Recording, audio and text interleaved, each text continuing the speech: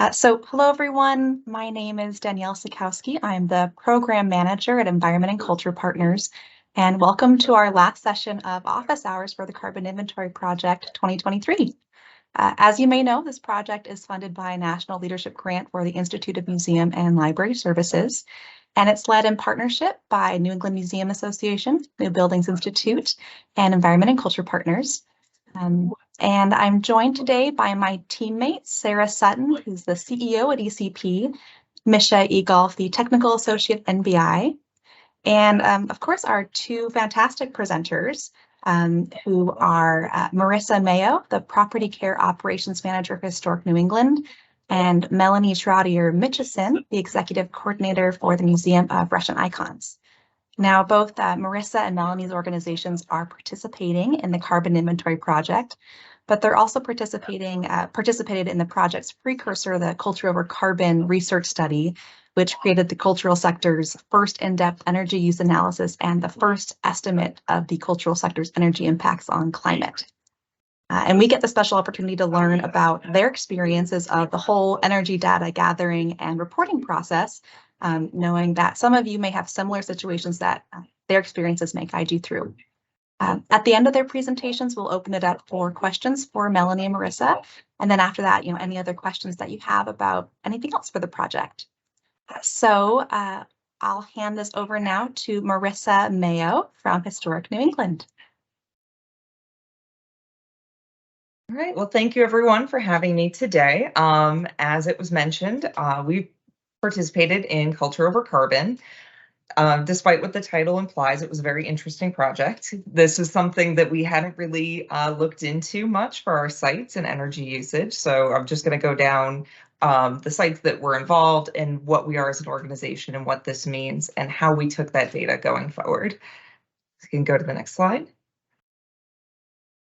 So Historic New England, the name doesn't imply sort of how large we are. New England incorporates a lot of states, and for us, we are actually spread out quite far. As you can see, this is the map that we share with visitors to our sites.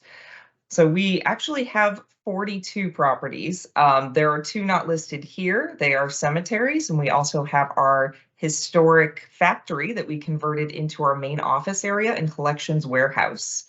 So there's certain things that we don't have shown to the public that we are updating our maps to include, but just to understand our size, we have 167 buildings, quite a lot of square footage, but on the reverse, we also have a lot of land, and that's fantastic because we do have managed woodland that helps with developing our carbon neutral plan, but we also have meadowland that we're not taking care of. So we're looking at how we can better preserve our sites and our environments. You can go to the next slide. That being said, we couldn't do all of our sites. It's far too large. So what was chosen for our initial investigation were sites spread out across all of the states we have locations in, anywhere from Rhode Island to Massachusetts, New Hampshire, and Maine. And just to give you an idea of age as well, the houses vary anywhere from 1693 all the way up to 1938. So we wanted to have a range of ages because that's the most difficult part, is figuring out how to adapt and preserve historic fabric, but still make sure that the houses are true to their form when we inherited them. So you can go to the next slide. So this is what they look like, just to give you a snapshot of the particular houses. And that, as you can see, they vary in style, age, size, and use. Some of these sites have tenants attached to them. Some of them are just museum only. Others are very popular for filming and functions. So looking at it, we wanted to not only take into account environmental changes from just where the buildings are located and materials used, but then also look at how we use these buildings. So we really wanted to get a good range on everything. And if you have any specific questions about any of our sites at the end, please, by all means. Next slide, please.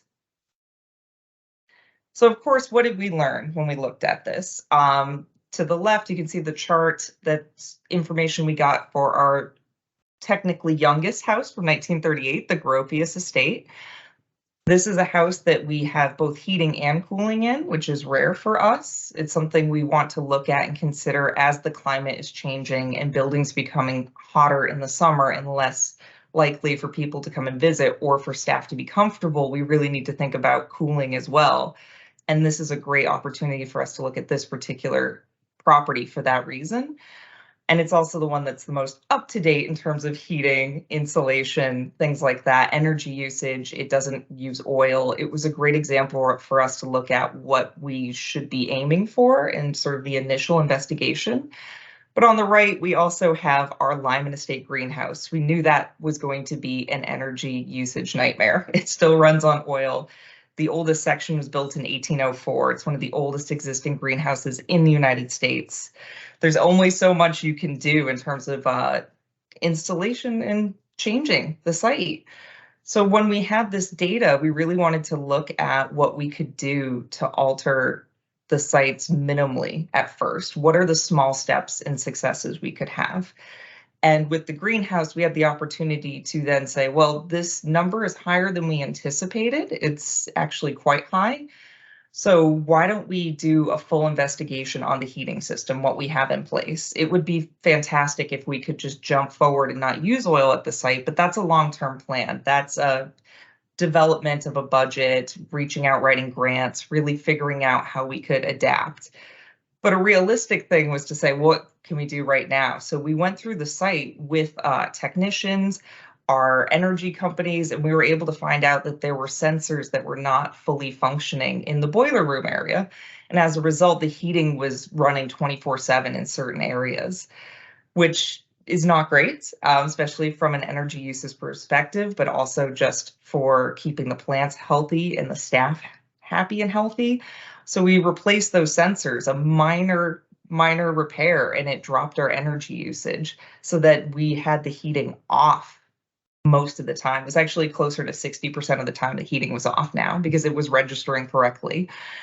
And it was something we didn't look into because we simply, we had to pay the bills to keep the plants going. It was a cold winter. Maybe that's the cause. Maybe that's what's going on.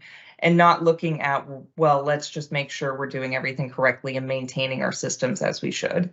So this investigation really gave us the opportunity to look at our energy usage in a way we had not previously. We would always acknowledge it for budgeting purposes. I think like most of us, we would think like, how do we make sure we're prepared for next fiscal year? But this was a great way to say, well, how can we actually make a bigger impact right now with our energy usage by making sure everything is actually aligning with expectations?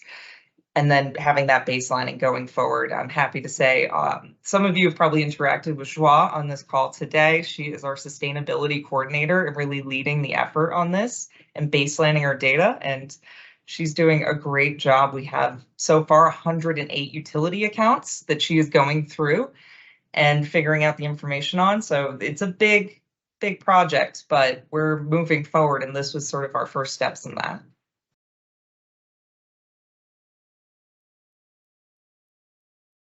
Thank you so much, Marissa. That was absolutely fascinating and so grateful that you're participating in CIP, Carbon Inventory Project, and of course with your work through Culture Over Carbon. All right, well, next we'll hand it over to Melanie to hear a little bit more about Museum Fresh and Icons. Thank you so much, and thanks, Marissa. That puts everything in perspective, and I think I have 2 buildings to look at the energy usage for, and not a million like that. That's amazing. But like you, we do have a historic building. You can see down at the bottom, it's from the 1850s. It's actually two buildings that were put together, renovated. The first was renovated and opened as a museum in 2006. And the addition was added in 2009, 2010, as well as the aluminum clad exterior that you see on the back in the top right photo. So the museum is, we have works of Orthodox art, Slavic art, mostly Russian, Ukrainian icons, and other Eastern Christian works like Ethiopian icons and Veneto-Cretan icons. We do have, as you can see in the middle, we have our space is multi-use, and we've had performers in our galleries. We've had events. We do rent out the museum as well, and we have temporary exhibits, as you can see on the bottom left.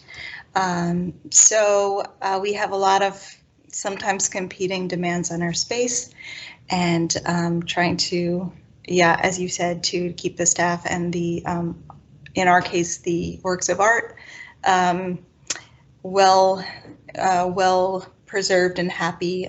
There's a lot that goes on, and especially with humidity, since icons are very sensitive to humidity, and they need a higher humidity than, for example, works of art on paper. So that's one thing we're always checking on, is humidity levels everywhere. So we have collection storage. We have 5 galleries. There's also a tea room, auditorium, which is a workshop space, offices, a roof terrace with a small green roof, and our second building is offsite storage, which we call the annex. We were really excited to participate in Culture Over Carbon in October of 2022. And even though our first few reports from there were really confusing to us initially, it did result in us looking into especially our gas usage, which was had kind of some strange stuff going on, and some of which we were able to resolve. So can I have the second slide, please? So the two, these images were taken by WPI student groups, usually come once a year and work with us on something related to the museum and sustainability. So we had a really good time. They came out and flew a drone over the museum, and you can see the two systems that are my biggest headaches right here. So we have our solar, which was installed in the initial part you can see on the right, PV phase 1. And then there's a second part that was installed on the addition and on the back of the building. And then you can see our HVAC rooftop units, fan coil units, and all that here. I'll just go to the HVAC real quick. So we have 3 gas boilers and a gas generator. One of the things that was really curious about the first few reports was that our gas usage was much higher in the summer than in the winter, which doesn't really make a lot of sense, even accounting for the fact that you have to sometimes heat and cool at the same time to get the humidity to what you'd like it to be. And we did install, we had a controller installed on our 2 boilers that would alternate between the 2. And we are happy to say that the gas is now tracking in a more logical way. So that was one really good outcome of just tracking this and asking questions and finding the time. Yeah, agreed. Not just to look for funding and figure how you're going to pay for it, but to see why you're paying those costs in the first place. For their solar system, the first phase was grant funded. The second one, it now earns RECs, so renewable energy credits. Is that right? Or certificates? Is it certificates? I can't remember. But it used to earn a lot more, as anyone who has those panels with those systems can remember, but unfortunately now that cost is down. We do have a bidirectional meter, so it spins forward as we produce the energy, and then backwards as we produce the energy, and then forwards as we use it. And we use it all at the museum, and it only covers about 1/8 of our energy usage. And then can I have the last slide, please? So challenges for entering your data and logging it. I would say, if you just want a few quick pieces of advice from my experience, I would say, first of all, don't give up. It can seem a little daunting at the beginning. My favorite my favorite example was trying to track the solar, which I just kind of gave up on, but I thought that part was pretty complex. But the others, you can see where we have our chart there from the Energy Star Portfolio Manager. And I really actually enjoy that task of, I just do it every quarter. I'll just take our energy bills and go through, and I just do it manually. I find it's kind of a nice reflective task, and I can think about, what we're doing, where we're going, and it's usually kind of encouraging. So I would say don't give up on it. Name your meters is another thing, since if you do have them automatically import, sometimes National Grid or your provider will give them a number that doesn't seem to be associated to anything. It's not an account number or meter number. So I would just say, take your meter and then put all the numbers associated with and say, okay, this is annex gas, or this is main building electricity, or something like that. And I think that I have a handwritten list that I just refer to all the time for that. And I would also say another thing I found was that sometimes it'll set the baseline year automatically, and I would just say set it yourself. So if any of those make sense to you, if you've gone through the same project and found that difficult, those are little pieces of advice I would give. And then I just want to finish with something that I found really interesting, and I was sharing with Danielle too at the very beginning, is that we just got a grant from Mass Cultural Council's Cultural Facility Fund, and it was a systems replacement plan grant. So it's the covering a cost for a consultant to come and really dig into our energy use, and maybe, and what I'm hoping is this person will resolve those remaining mysteries and point us in the right direction. And I don't think that would have been possible without these two projects, because you do need something to push you to look at that data. And in the, all the many hats we wear in our institutions, there's nothing that's really going to cause you to slow down unless someone's saying, okay, there's a deadline, do it by, like the carbon inventory project deadline coming up on June 1st. So for that, a lot of my material was already prepped for these two initiatives, and I'm really grateful for that. And I think that's one of the reasons that we were awarded that grant. So I think it's a very worthwhile endeavor. It's very exciting, and happy to be part of it. So that's it. Thank you so much, Melanie. Yeah, wonderful to hear about the grant and kind of that journey of this energy monitoring, kind of helping to lead to that, because that is one of the opportunities that awaits through doing this work. So thank you so much. And also, I can't agree more that don't give up, keep on the journey, because it can be challenging. So with that, thank you again both for presenting. I'd like to open it up now to questions from any of you folks that are here today that might have for Melanie or Marissa about kind of their experience. And I think that if you're having any trouble unmuting, you're welcome to let me know and I can unmute you, or you can also ask us questions on the chat.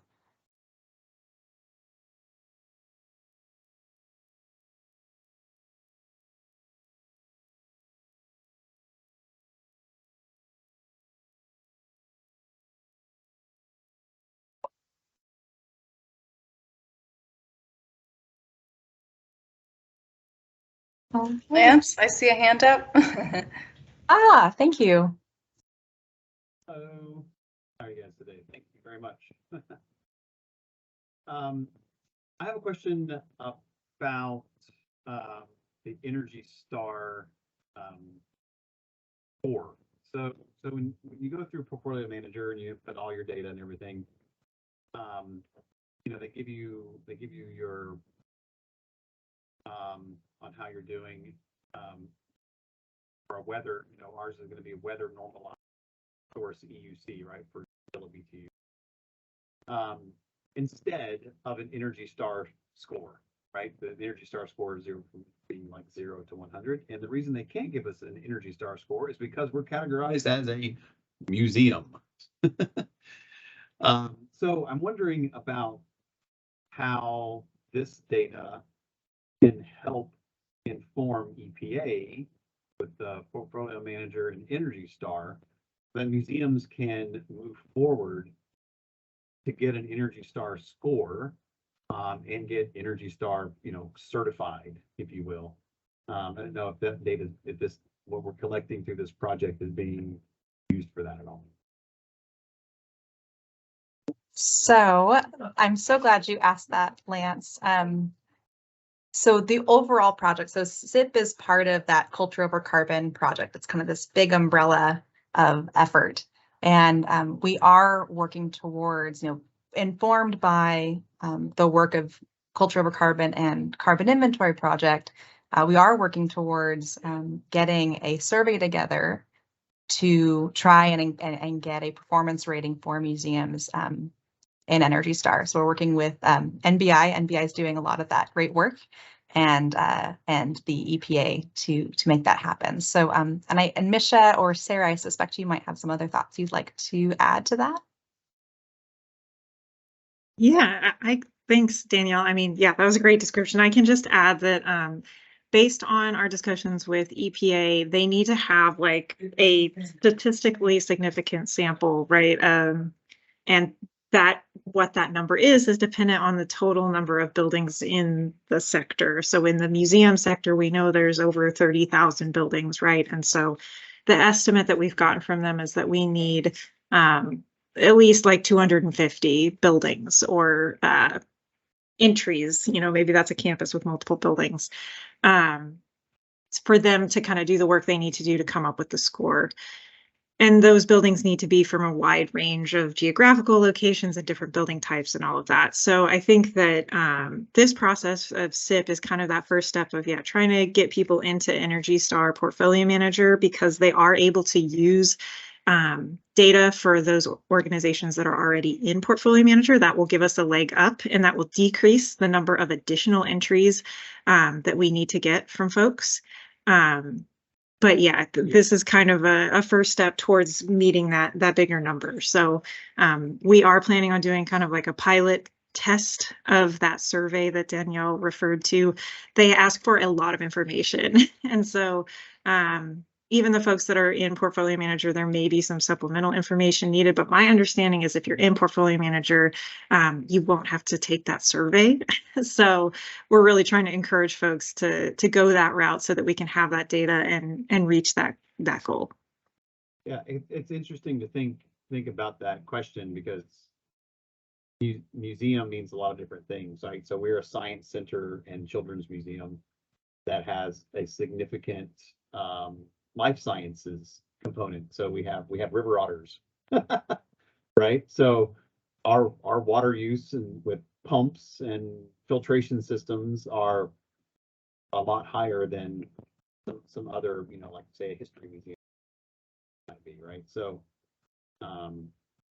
so I know we were part of Culture Over Carbon as well, and I know that they did some I guess dividing up by museum types. So I don't have the answer to the question, but I just thought to think about when you're talking about the EPA, like what does museum actually mean, right? So because it's a lot of different things, right? Definitely, that's a great point, and that is part of why the EPA is asking for so much information in this survey, that we're kind of trying to create the balance between getting as much information as we can to suss out things like, do you have live animals and a lot of pumps that you're using, things that might change your annual usage, right? And one of the questions is, kind of what subtype are you? But I think that the goal is, with enough data from enough institutions, those kind of factors can be adjusted for in the score. But that's a great call out, and we're definitely trying to strike that balance between gathering as much information as possible, but not making it overly burdensome for folks to get their data in. And to that point about being one or two or three different types of museums at a time. We saw Marissa's picture of a greenhouse attached to a historic structure, right? So there's that public garden component. And I was just at a historic house in Georgetown, Colorado that has like a greenhouse attached to the side of it, but it's encompassed in the house. Like the sliding doors open and you walk right through from the parlor to the dining room, and it heats up in the summertime, and they've got to come up with a strategy for having it historically correct, but managing that energy impact. And so we're trying to figure out how to understand all those important parts, and especially to make a statement with EPA and the federal agencies that we are a distinctive sector, good enough on our own. We don't have to share anybody else's territory. We're not a lab, although we have lab components. We are a real sector, and we deserve to have this kind of information available to us so that we can access this system for free the way so many other sectors can. So we're standing up for ourselves, and we appreciate you all helping do that.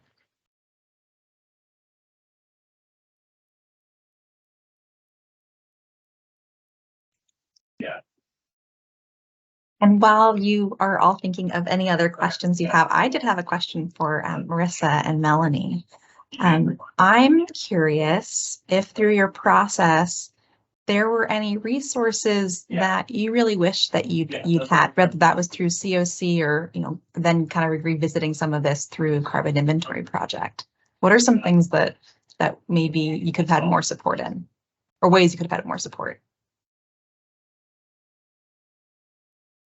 Well, I'll say that I think the biggest challenge for me at the time when I was gathering the data for Culture Over Carbon was understanding where all the accounts were tied to, because our buildings have changed in use since they've been created. At one point they were residential homes and they had transitioned into museums. Like I said, some of our museums have portions that have apartments in them. So we have tenants who live in there that we don't access that data because they pay for their own utilities.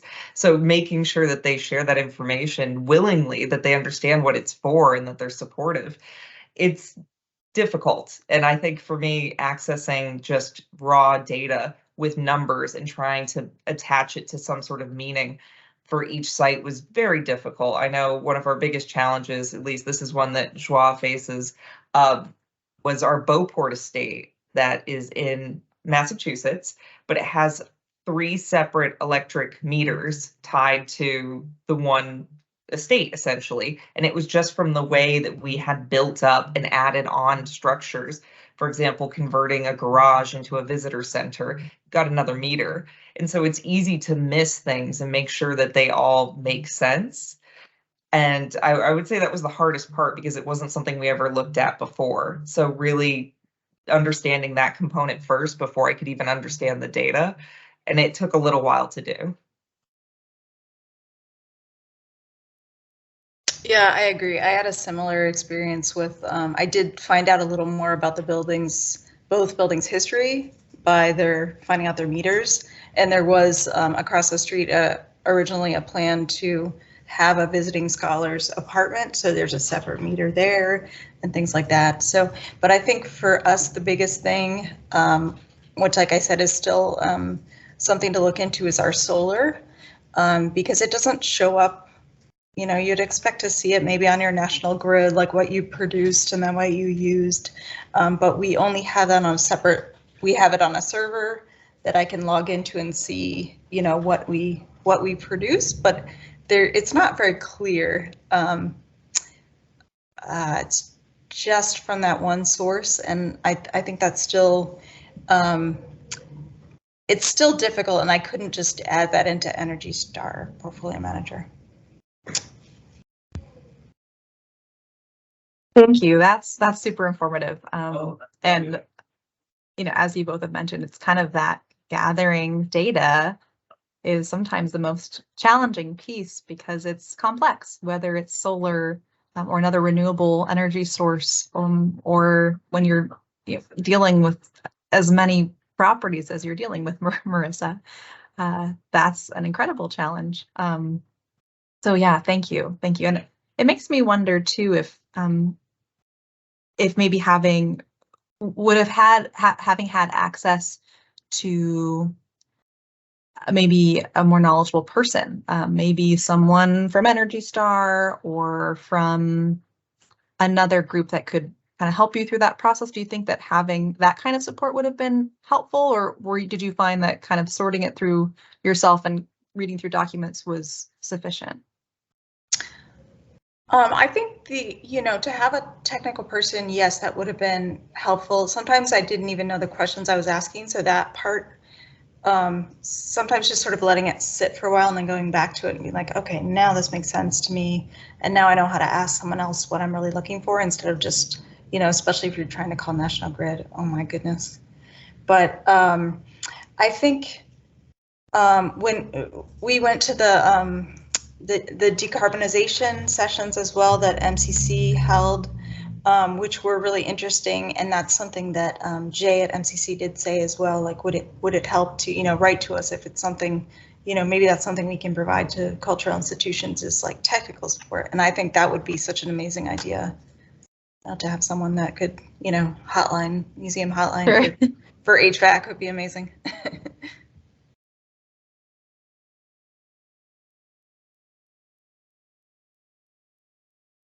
think I see some more questions coming in the chat.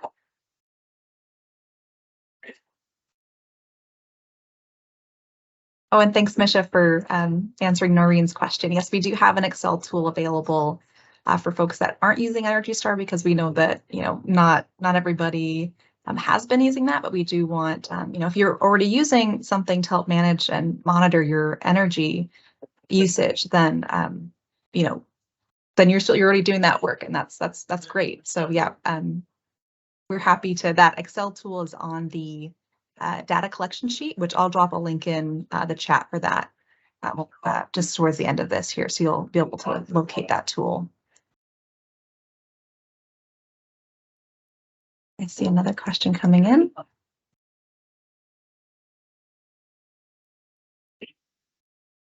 Okay. Well, I think for now, of course, if you think of some more questions, please let me know. Oh, I see Lance has a hand up. Oh, thank you. I'm sorry. Yeah, Lance. Sorry, I have another question. Please. So I guess a question about funding, right? So one of the presenters today had mentioned that they got a grant to help analyze, right, their carbon usage and energy usage and whatnot, and make a plan for it. So I didn't know if has anyone come across a clearinghouse, a place that that houses all the grant opportunities on the national level, or the state level, of course, but that you could go to. I know of one opportunity through the National Endowment for the Humanities. I can put the link in the chat. It's their climate smart humanities organizations. So there's a debate on whether or not, as a science museum, we can apply to this. But those of you that are in the humanities, you probably definitely could. It's to fund. It's a federal grant program to fund strategic planning, energy audits, having to do with climate risk. That might be kind of interesting to think about. But just to the broader question of. No, Lance, we don't have a clearinghouse yet. That's a critical one for humanities folks. And sometimes the science museums and design museums can make some sort of can make a case for how they use the humanities in talking about their work. So Climate Smart Humanities from the National Endowment for the Humanities organizations is really important. The kicker for that is that it requires a match that's non-federal, because it comes out of the Office of Challenge Grants, which by the legislation establishing NEH means that office has to match. The Sustaining Cultural Heritage Collections application from NEH does not require a match. And it asks you to talk about the sustainability planning you want to do for your site. It could be business sustainability planning that cares for collections, but it also could be environment and climate planning. So consider that one. It doesn't require a match. And those of you who are art organizations probably know about the Frankenthaler Climate Initiative that has been funding energy efficiency and clean energy grants. We do feel like, especially at the last AAM conference, that there are more and more opportunities perking. They're not yet established. So you do definitely want to pay attention to that. For implementation projects, the Department of Energy has a project out called Renew America's Nonprofits. And you could just Google Renew America's Nonprofits. You can't apply directly to DOE for the money. There will be nonprofit organizations that apply to DOE to redistribute the funds to individual 501c3s that want to do implementation stuff, like shovel-ready projects to make yourself more efficient, whether it's an insulated roof or a new boiler.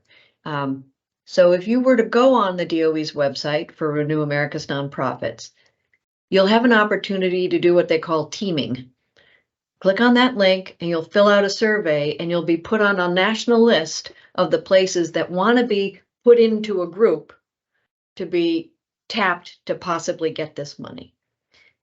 It's a very unusual process. They call it aggregating, which it is, but it's not something we're used to. So follow Renew America's Nonprofits, put yourself on the teaming list, and maybe you can be part of a package of organizations accessing these funds.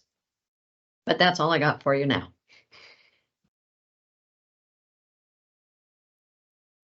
Like the potential opportunity. All right. I think we have no more questions. So thank you, Lance, for that great question. That was and thank you, Sarah, of course, for the response. Really good question there. So of course, if you think of any more questions, or if I'm missing anyone's hand raised, please let me know and we'll jump back to some questions. So briefly, I'll just run through a couple announcements. So as Melanie brought up, thank you, Melanie, Carbon Day data will be due next week, Thursday, June 1st at 11:59 p.m. Eastern. And we're here to support you. So, please let us know if you have any questions that come up. And here too, I'm going to give you that link for the Carbon Day data collection form, where it has instructions for, finding those values that we need for the data, along with, that Excel sheet if you're using, another tool to monitor energy use and want to participate. Oh, and let me change this here. And then on June 16th, we're also going to be participating in NBI's Net Zero Buildings Week on Twitter. The theme of the week is Decarb for Good, and it's going to host folks from a variety of sectors. And this session is all about the future. And, museums are, as we've been talking about, are certainly a part of that. And their sustainability work is going to be a part of that. Our sustainability work is going to be a part of that. And if you'd like to participate, you can. I believe that they are still looking for some participants. They have several more themed days throughout that week. And it's a great way to promote the sustainability work that you're doing, pairing that work alongside others, and then sharing that across sectors to really, push the momentum of sustainability. So if you're interested in participating or learning more about that, I'm going to put that in the chat as well. There you go. And I guess I'll just put one more call out if there's any other questions for our lovely presenters or for Misha, myself, or Sarah. Okay. Well, thank you all so much. Thank you, Melanie. Thank you, Marissa, for taking the time to speak with us today. It was enlightening. I know that, we've all learned a lot from your experience, and thank you all for participating. We're so excited for the results of this. We'll be reaching out to anyone who's signed up for the project with the results. And thank you again. I hope you have a lovely rest of your day.